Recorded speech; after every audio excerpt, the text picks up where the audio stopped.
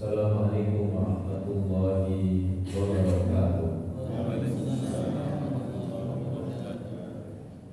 Innal hamdalillah nahmaduhu wa nasta'inuhu wa nasta'fihi wa nastaghfiruhu wa natubu ilaihi wa na'udzu billahi min shururi anfusina wa sayyiati a'malina may yahdihillahu fala mudilla lahu wa may yudlilhu fala hadiya lahu.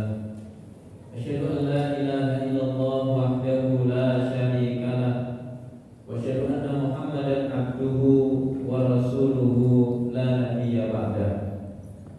Amma ba'd, faqala Allah azza wa jalla fi muhkami tanzilih, a'udzu billahi minasyaitonir rajim, fastaqim kama umirta wa man taba ma'aka wa la tatghaw innahu bima ta'maluna basir. Yang sama-sama kita hormati Ketua Yayasan Pondok Pesantren Al-Amanah Al-Mukarram Bapak Puji beserta seluruh jajarannya, Bapak Ibu para jamaah yang tidak dapat saya sebutkan satu persatu namanya, namun tidak mengurangi takdir kami kepada beliau semua. Mudah-mudahan kita semuanya dimuliakan oleh Allah Subhanahu wa taala. Alhamdulillah, kita bersyukur kehadirat Allah. Kita dihimpun oleh Allah dalam nikmat yang besar setelah nikmat iman, yaitu nikmat amal saleh.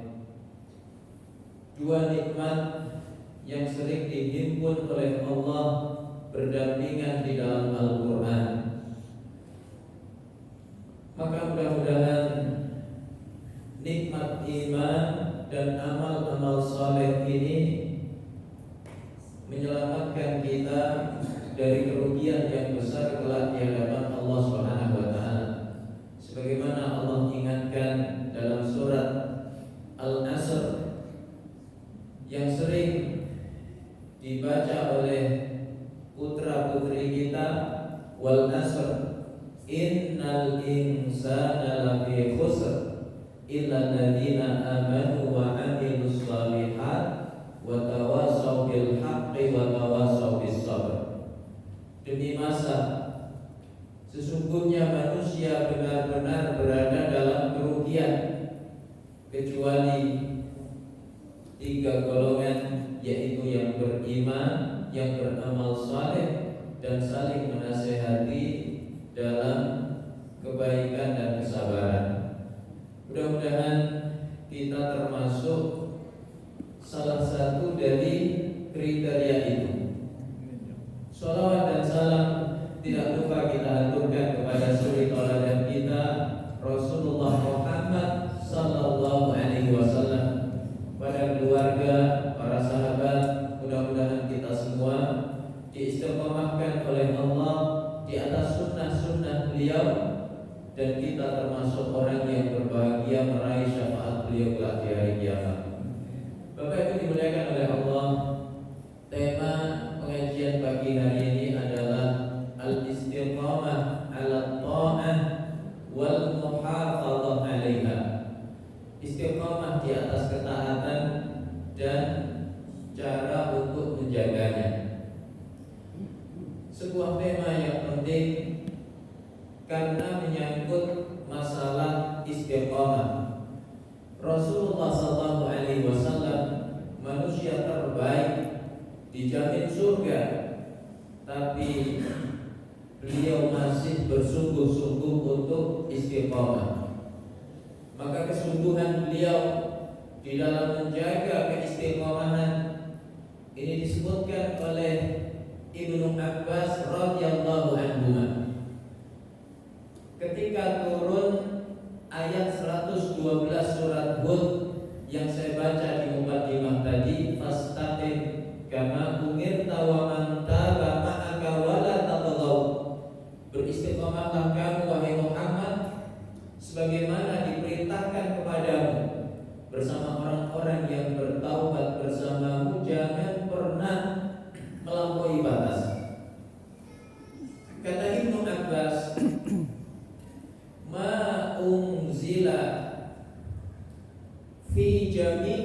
Qur'an ayatun kanat asyadda wala asyaqqa min hadhil ayat. Tidaklah diturunkan satu ayat pun dari seluruh ayat-ayat Al-Qur'an ayat yang lebih berat dan lebih dahsyat dibandingkan ayat ini. Kemudian kata Al-Hasan, lamma nazalat hadhil ayat syammara Rasulullah sallallahu alaihi wasallam lil ibadah fama ru'iya dhahikan.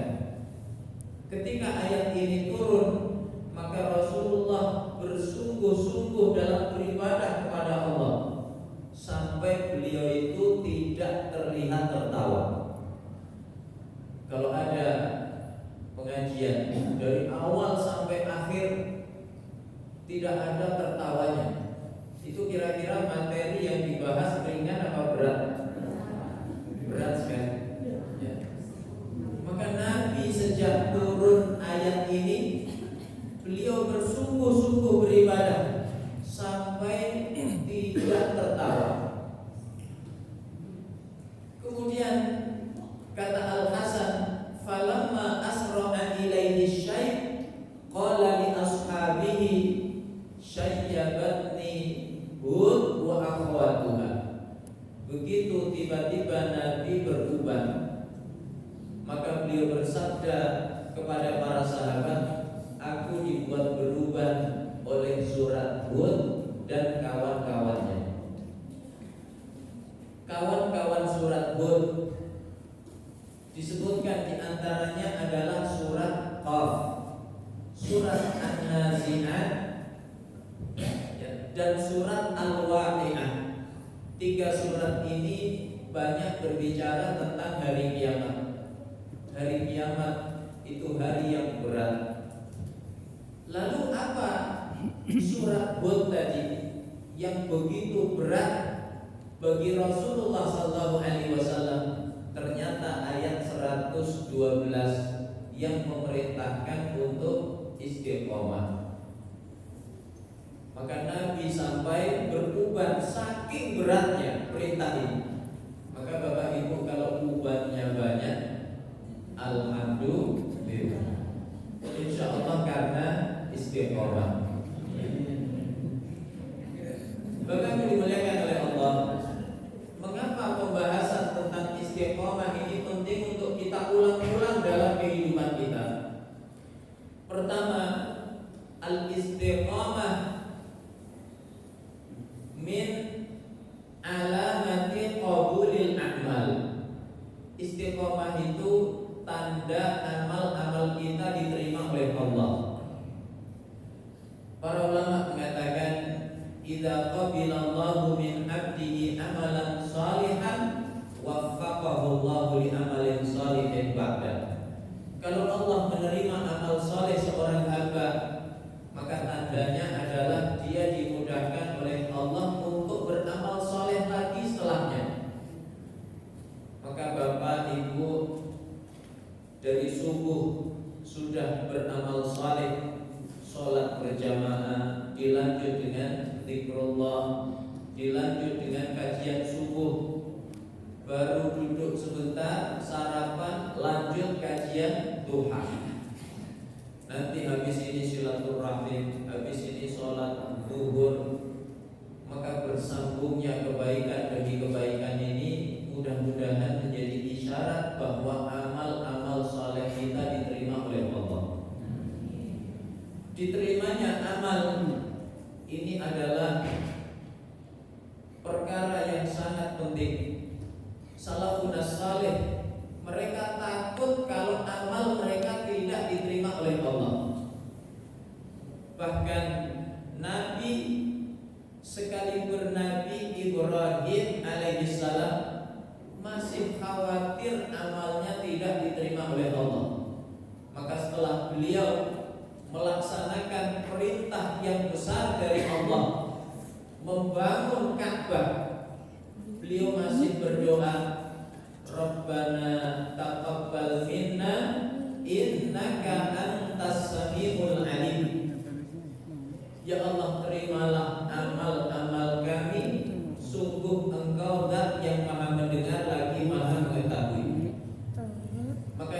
bin Baz ketika menjelaskan ayat ini beliau sampai menangis. Hadza amalun makhsus min syakhsin makhsus fi makanin makhsus wa yakhafu an la yuqbala min. Ini amal yang khusus, membangun Ka'bah. Tidak sembarang orang bisa melaksanakan itu. Dilakukan oleh manusia yang khusus, seorang nabi, seorang rasul, ulul azmi, dijuluki Khalilullah, kekasih Allah. Dilakukan di tempat yang khusus, di Makkah Al-Mukarramah, negeri yang paling mulia di muka bumi. Tapi masih khawatir amalnya tidak diterima. Apalagi amal-amal kita hari ini. Makanya karakter orang-orang yang beriman disebutkan oleh Allah dalam surat Al-Mu'minun ayat 60 dan 61, walladzina yu'tuna ma ataw wa qulubuhum wajilatun annahum ila rabbihim raji'un ulaika yusari'una fil khairat wa hum laha sabiqun. Orang-orang yang beriman itu bagaimana karakter mereka? Mereka setelah memberikan apa yang mereka berikan, beramal secara maksimal. Mereka sudah qiyamul lail, sudah sholat subuh, sudah duduk di majelis ilmu, sudah puasa sunnah dan kebaikan-kebaikan yang lainnya. Hati mereka masih dipenuhi rasa takut, karena mereka sadar mereka dikembalikan kepada Allah Subhanahu wa taala. Maka Aisyah radhiyallahu anha bertanya kepada Nabi terkait ayat ini.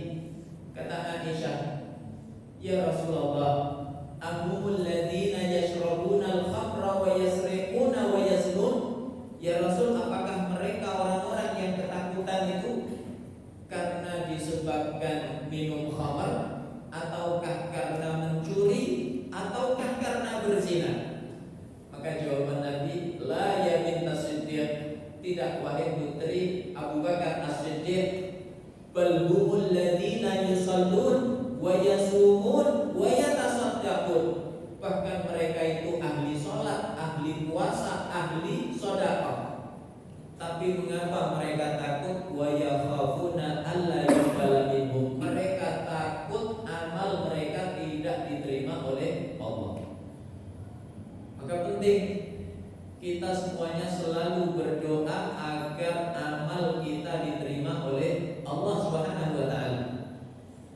Orang yang seperti itu bisa berlomba dalam kebaikan. Ulaika yusari'una fil khairat wa hum laha sabiqun. Tapi orang yang sedikit amal, gampang GR, baru ngaji sebentar langsung update status meraih surga Firdaus.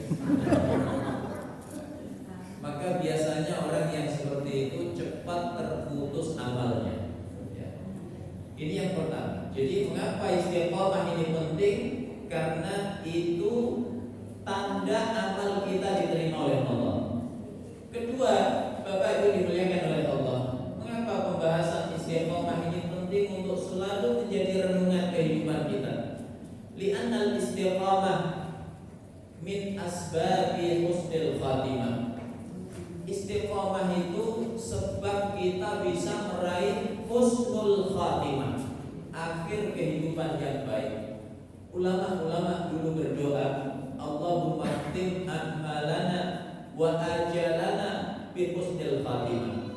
Ya Allah, akhiri amal kami, ajal kami dengan husnul khatimah.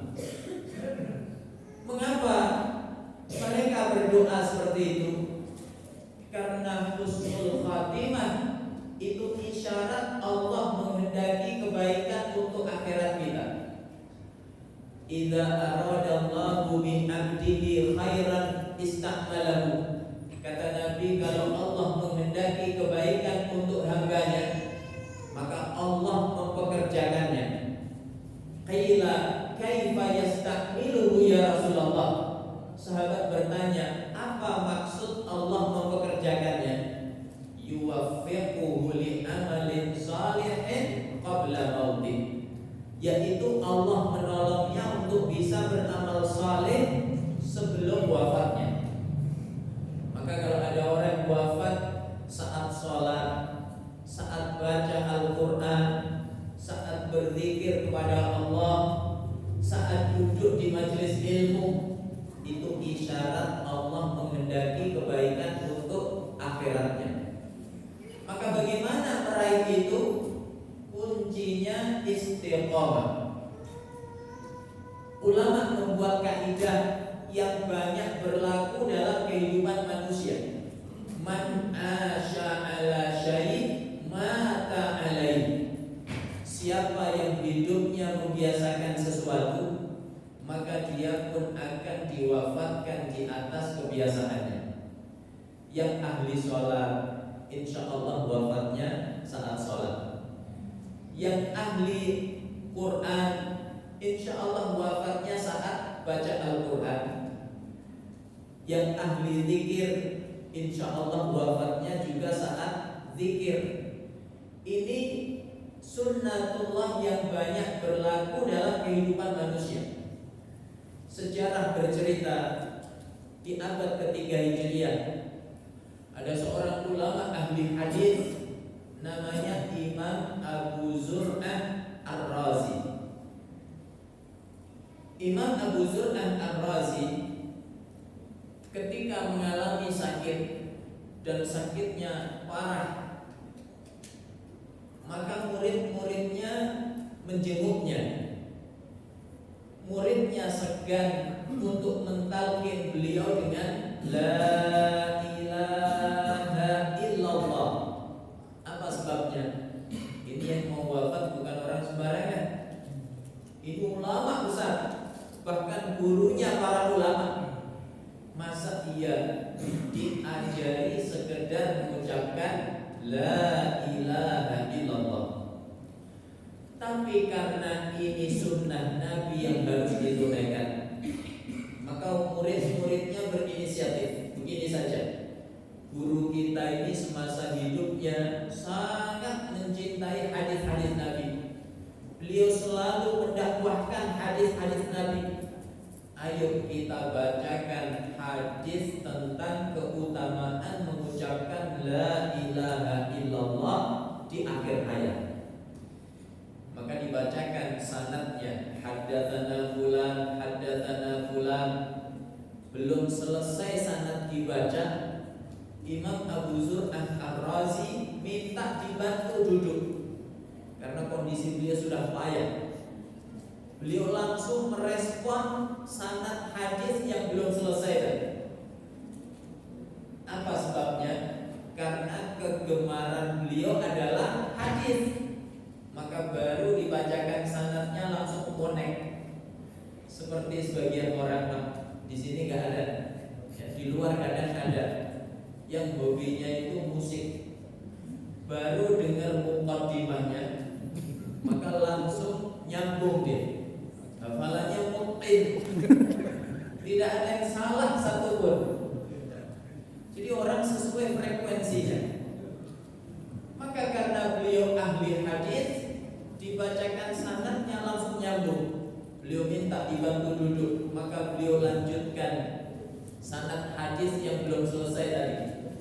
An Mu'adz bin Jabal radhiyallahu anhu qala Rasulullah sallallahu alaihi wasallam, man kana akhiru kalamihi la ilaha illallah. Dari Mu'adz bin Jabal, semoga Allah meridhoinya, beliau berkata, Rasulullah sallallahu alaihi wasallam bersabda, siapa yang ucapan terakhirnya la ilaha illallah, begitu sampai pada kalimat la ilaha illallah, beliau pun diwafatkan oleh Allah. Akhir kehidupan seperti ini indah apa tidak? Indah sekali. Apa kelanjutan hadis tadi? Dakhalal jannah, dia masuk surga. Mengapa ada orang wafat begitu indah? Tidak cuma membaca la ilaha illallah, tapi berikut hadis Nabi yang berbicara tentang itu. Karena semasa hidup waktu beliau habis untuk mendakwahkan hadis Nabi, maka wafatnya pun saat berinteraksi dengan hadis. Indah sekali. Tapi sebaliknya kita patut waspada. Ini renungan untuk saya pribadi dan kita semuanya. Kalau orang membiasakan keburukan, maka dia patut waspada. Jangan-jangan nanti diakhiri kehidupannya oleh Allah di atas keburukannya. Imam Ibnul Qayyim mengisahkan tentang seorang muadzin. Muadzin itu biasanya sholatnya tepat waktu apa tidak? Tepat waktu. Tapi ada seorang muadzin, satu hari datang seorang wanita yang cantik jelita. Muadzin itu tidak menundukkan pandangannya, maka dia pun terfitnah oleh kecantikan wanita itu. Ini pentingnya ghadul basar. Makanya dalam surat An-Nur ayat 30 dan 31 itu berbicara tentang ghadul basar. Ayat 30 ditujukan untuk kaum laki-laki, qul lil mu'minina yaghuddu min absarihim wa yahfazu furujahum. Ayat 31 ditujukan untuk wanita. Wa kullil mu'minati yaghuddna min absarihinna wa yahfazna furujahun. Mengapa urusan ghadul basar sampai Allah sebut dua ayat? Satu ayat dikhususkan laki-laki, satu ayat dikhususkan perempuan. Padahal kalau satu ayat saja itu sudah cukup mencakup laki-laki dan wanita. Saking pentingnya ghadul basar. Dan fitnah itu bisa datang dari kedua belah pihak. Bisa dari laki-laki, bisa dari wanita. Maka Allah perintahkan keduanya untuk menundukkan pandangannya. Para ulama mengatakan, idza ghaddal abdu basarahu ghaddal qalbu syahwatahu wa iradatahu. Kalau seorang hamba mampu menundukkan pandangannya, maka hatinya akan mampu menundukkan nafsu dan keinginan-keinginan buruknya. Wa idza aqlaqal abdu basarahu aqlaqal qalbu syahwatahu wa iradatahu. Tapi kalau seorang hamba tidak mampu menjaga pandangannya, maka hatinya tidak akan mampu mengendalikan nafsu dan keinginan buruknya. Muadzin ini terfitnah oleh kecantikan wanita tadi, maka seketika di hatinya muncul pikiran buruk. Wanita itu bertanya, aina tariqu ila hammami min jab? Mana jalan menuju kamar mandi umum ya, untuk wanita yang hari itu disebut kamar mandi min jab? Maka muadzin itu menunjuk ke arah pintu rumahnya. Ini kamar mandi minjam. Wanita itu kemudian masuk ke rumah muadzin tadi. Lalu muadzin itu mengikuti dari belakang. Setelah wanita itu masuk, dia pun ikut masuk, lalu mengunci pintunya.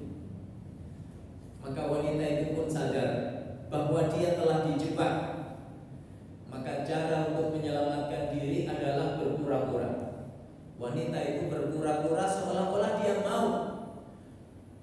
Maka dia berkata, limadza la tashtari ma ladza minat ta'ami wasyarab?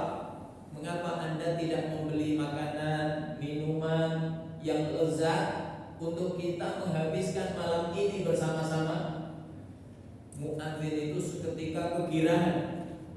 Dia keluar dari rumahnya dengan penuh semangat. untuk membeli makanan minuman, dia menuju pasar. Setelah itu dia balik ke rumahnya, baru dia ingat dia lupa mengunci pintunya. Wanita itu sudah melarikan diri. Maka muadzin ini menyesal karena hasrat hatinya tidak terpenuhi.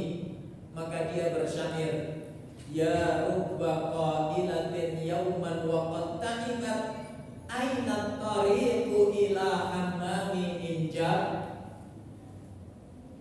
Duhai wanita yang cantik jelita, yang hari itu telah kelelahan, dia bertanya kepadaku, kemanakah jalan menuju kamar mandi minjab.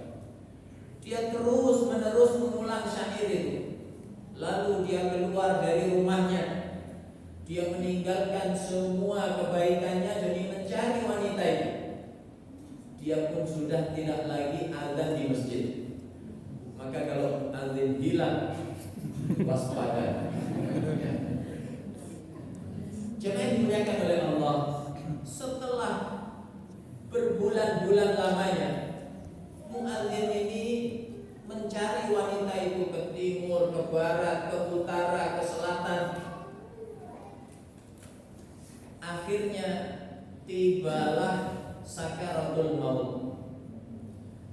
Maka orang mentalkinnya la ilaha illallah. Dia tidak bisa mengucapkan kalimat itu. Padahal kalau dia azan, dia tutup azan itu dengan kalimat la ilaha illallah. Tapi aneh, di akhir hayat dia tidak bisa mengucapkan kalimat itu. Dia terus menerus bersyair, ya rubba qailatin yauman wa qad ta'imat aina tariqu ila hammami minjab. Sampai akhirnya dia wafat pun dalam keadaan mengucapkan syair itu. Ngeri apa tidak, Pak? Ya. Apa sebabnya? Jemaah yang dimuliakan oleh Allah, lisan adalah cermin hati. Apa yang tersimpan di hati itu akan terucap melalui lisan. Kalau orang masih hidup dalam keadaan normal, maka terkadang dia bisa mengucapkan sesuatu yang bertentangan dengan isi hatinya. Hatinya isinya A, tapi lisannya fasih berbicara B. Apalagi politisi, fasih lisannya. Tapi ketika seseorang hendak meninggal dunia, maka lisan itu betul-betul jujur. Apa yang terucap melalui lisan itu yang tersimpan di hati. Yang hatinya isinya dunia, maka lisannya pun akan mengucapkan dunia. Hatinya isinya wanita, maka lisannya pun mengucapkan tentang wanita. Ini bahayanya membiasakan keburukan. Man asya ala syai' mata alai.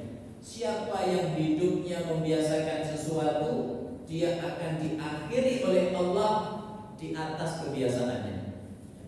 Ini yang kedua. Yang ketiga, Bapak Ibu